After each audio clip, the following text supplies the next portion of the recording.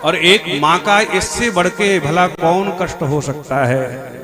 अरे मैया बुढ़ी हो, बेटा जवान हो, तो हर एक माँ की प्रसन्नता होती है। और मैया तो जवान हो और बेटे बुढ़े हो जाएं, तो इससे बढ़ के एक माँ का कष्ट हमें नहीं लगता कोई और होगा। भक्ति महारानी कहती, महाराज मैं द्रविड़ देश में उत्पन्न हुई, कर्नाटक में पली बढ़ी, महाराष्ट्र में कहीं सम्मान तो कहीं अपमान हुआ, और गुर्जर प्रांतों से होके जब मैं निकली तो वहां के पाखंडियों ने तो मुझे बुढ़ा ही कर दिया। समस्त संपूर्ण भारत का परिभ्रमण करने के बाद में जैसे ही वृंदावन में प्रविष्ट हुई भक्ति महारानी के जाता हम तरुणी, तरुण हो गई भक्ति महारानी।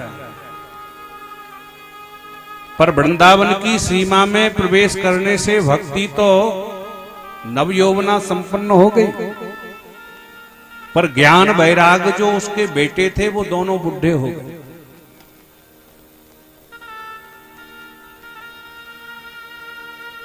नारद जी से भक्ति महारानी कहती है, महाराज यदि इस वृंदावन धाम में भी मेरे ज्ञान वैराग दोनों बेटा स्वस्थ नहीं होते हैं तो इदम स्थानम परित्यज्य विदेशम गम्यते मया,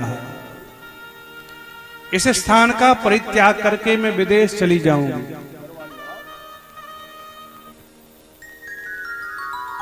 तब तो श्री नारद जी महाराज ने भक्ति महारानी की स्तुति करना प्रारंभ कर दिया। हे मां, आप तो कृपा करके भारत में ही रहिएगा, क्योंकि भक्ति से ही भारत देश का गौरव है।